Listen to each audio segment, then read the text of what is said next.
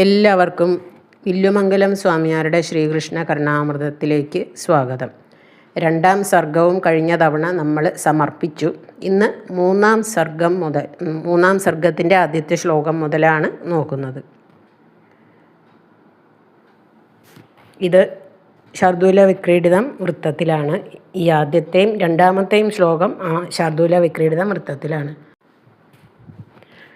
അസ്തി സ്വസ്ത്യയനം സമസ്തജഗതാമഭ്യസ്തലക്ഷ്മീസ്തനം വസ്തുധ്വസ്തരജസ്തമോഭിരനിശം ന്യസ്തം പുരസ്താദിവ ഹസ്തോദസ്തഗിരീന്ദ്രമസ്തകദരുപ്രസ്താരവിസ്താരിതസ്രസ്തസ്വസ്തരുസൂനസംസ്തരലസൽപ്രസ്താവിരാധാസ്തുതം. എന്ത് രസമാണ് ഈ ശ്ലോകം അല്ലേ? 20 തവണ ഇസ്ത എന്ന കൂട്ടക്ഷരം 20 തവണ ആവർത്തിച്ചിട്ടുണ്ട് ഈ ശ്ലോകത്തിൽ. സ്ത എന്ന കൂട്ടക്ഷരം. ഇതിൻ്റെ തർജ്ജമ നോക്കാം. എങ്ങും മംഗളദായിയായി രമയയാശ്ലേഷിച്ച മോദത്തോടെ സാത്വികർക്കനുഭൂതമാം സുകൃതമായി ഗോവർദ്ധനം തന്നിലെ ദിവ്യം കൽപ്പകപുഷ്പശോഭസഹിതം രാധയ്ക്കുമാരാധ്യനായി സർവോത്കർഷനിധാനമായി ഗുണമയൻ കണ്ണൻ വിളങ്ങട്ടെ മേൽ. നമ്മൾ ഇത് തുടങ്ങുമ്പോൾ ആദ്യത്തെ ശ്ലോകം ഗുരുവിന് സമർപ്പണമാണ്. രണ്ടാമത്തെ ശ്ലോകം ഇതേപോലെ ഏകദേശം ഇതേപോലെ ഒരു ശ്ലോകമാണ് നമ്മൾ അന്ന് കേട്ടത്. ആദ്യത്തെ സർഗത്തിലെ രണ്ടാമത്തെ ശ്ലോകം ഓർക്കുന്നുണ്ടോ ആരെങ്കിലും? അസ്തി സ്വസ്തരുണീകരാഗ്രവികളൽപപ്രസൂനാപ്ലുതം വസ്തുപ്രസ്തുതവേണുനാദലഹരീ നിർവാണ നിർവ്യാകുലം സ്രസ്തസ്രസ്തനിരുദ്ധനീവിവിലസദ്ഗോപീസഹസ്രാവൃതം ഹസ്തന്യസ്തനതാപവർഗമഖിലോദാരം കിശോരാകൃതി. ഈ ശ്ലോകത്തിലും ഇപ്പോൾ മൂന്നാം സർഗത്തിലെ ആദ്യത്തെ ശ്ലോകത്തിലും ഒരു വസ്തു ഇങ്ങനെയൊക്കെ ഉണ്ട് എന്നാണ് ഇതിൽ പറയണത്. രണ്ടും ഏകദേശം ഒരുപോലെയാണ്. എങ്ങനെയാണെന്ന് വെച്ചാൽ സ്വർഗസുന്ദരിമാർ, ഈ ആദ്യത്തെ സർഗത്തിലെ ശ്ലോകത്തിൽ സ്വർഗസുന്ദരിമാരുടെ കൈകളിൽ നിന്ന് പൊഴിയുന്ന കൽപ്പകവൃക്ഷപ്പൂക്കളിൽ മുഴുകിയ ഒരു വസ്തു ഉണ്ട്. അത് വേണുനാദത്തിൻ്റെ അലകൾ ഇങ്ങനെ ഉളവാക്കി പരമാനന്ദത്തിൽ ലയിച്ചുകൊണ്ടിരിക്കുന്നു എന്നൊക്കെയാണ് ആ വസ്തു. അതുപോലെ ആയിരക്കണക്കിന് ഗോപസ്ത്രീകളാൽ ചുറ്റപ്പെട്ടവനാണ്. ഭക്തന്മാർക്ക് കൊടുക്കാനുള്ള ബ്രഹ്മാനന്ദം കൈവശമുണ്ട്.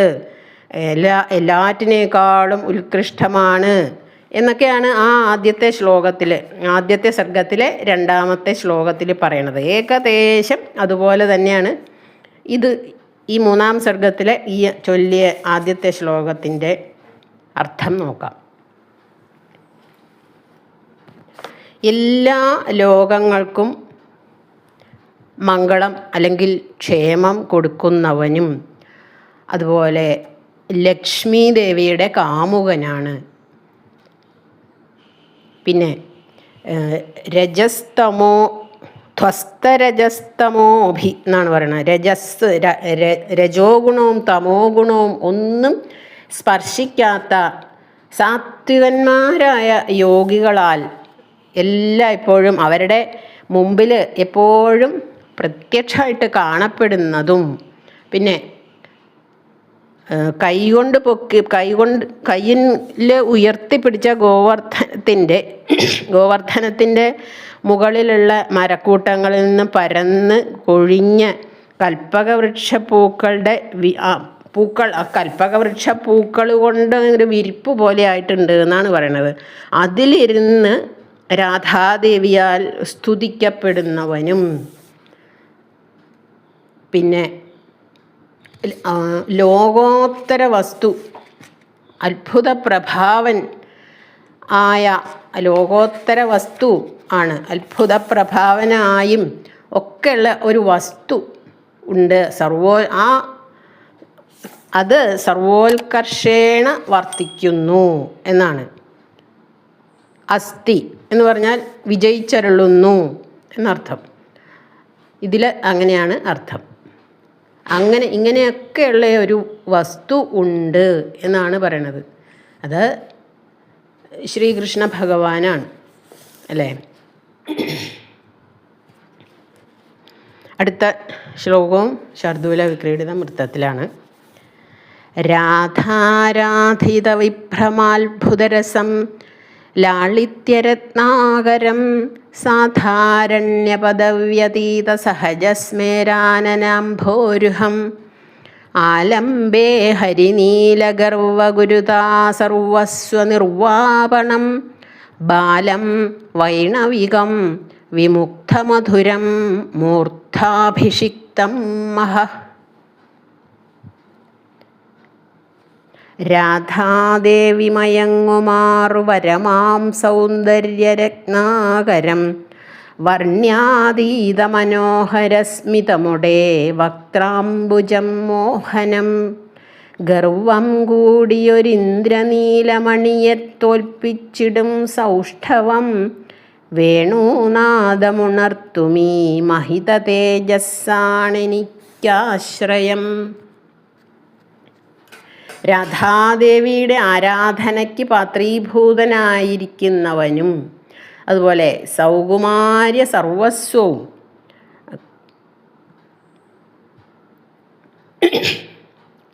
ലാളിത്യം തികഞ്ഞവനും എന്ന അർത്ഥം.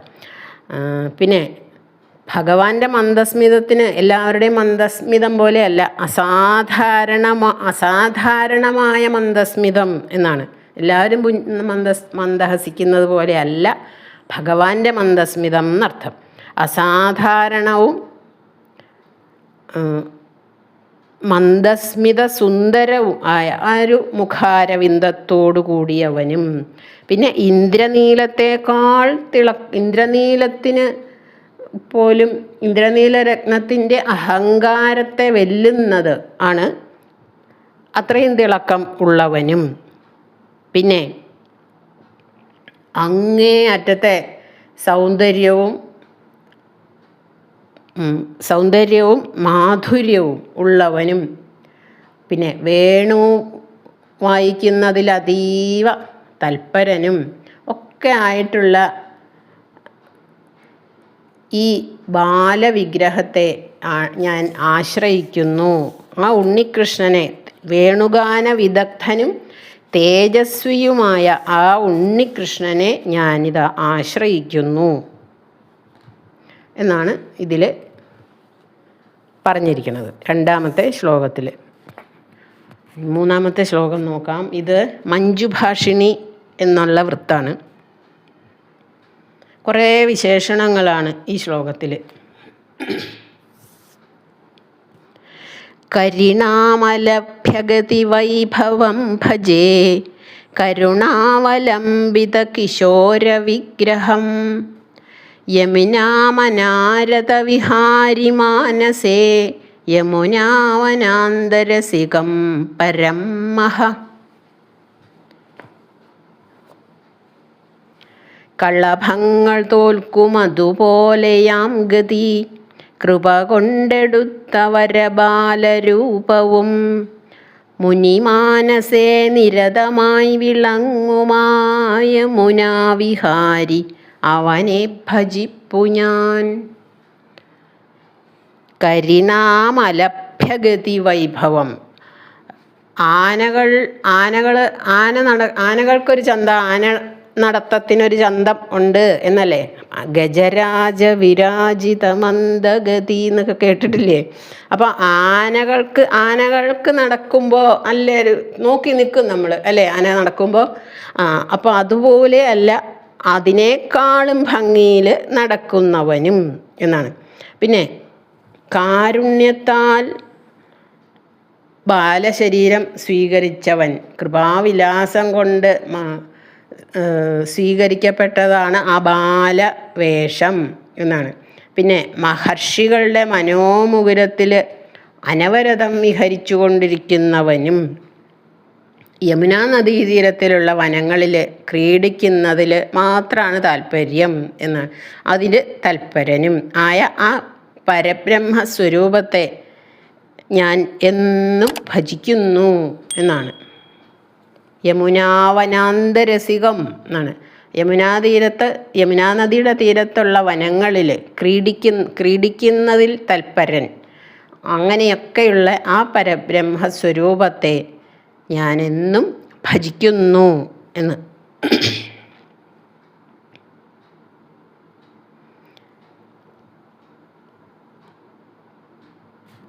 അടുത്ത ശ്ലോകം.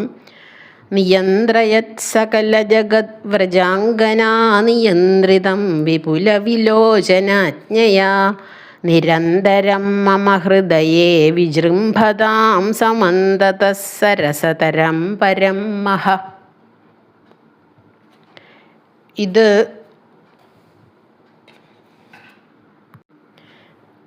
അതിരുചിര എന്ന വൃത്തത്തിലാണ് രചിച്ചിട്ടുള്ളത്. എല്ലാ ലോകത്തെയും നിയന്ത്രിക്കുന്നവനാണ് കൃഷ്ണൻ. എന്നാൽ ഗോപസ്ത്രീ സകല ലോകങ്ങളെയും നിയന്ത്രണം ചെയ്യുന്നവനാണെങ്കിലും ഗോപസ്ത്രീകളുടെ കടാക്ഷം കൊണ്ട് നിയന്ത്രിക്കപ്പെട്ടതാണ് എന്നാണ്. മറ്റെല്ലാ വസ്തുക്കളെക്കാളും സാരസ്യ നിലയനമാണ് എന്നാണ്. ചുറ്റും ഏറ്റവും രസങ്ങൾ തിങ്ങിയതുമായ വളരെ വലിയൊരു തേജസ്സാണത്രേ ശ്രീകൃഷ്ണൻ.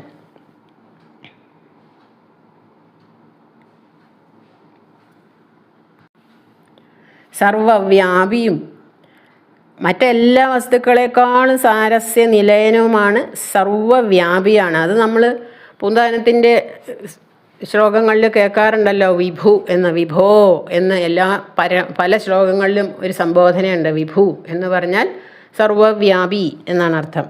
അങ്ങനെ സർവവ്യാപിയുമായ ആ തേജസ് എൻ്റെ മനസ്സിലങ്ങനെ പ്രകാശിച്ചു കൊണ്ടിരിക്കട്ടെ എന്നാണ് ഈ ശ്ലോകത്തിൽ പറയണത്.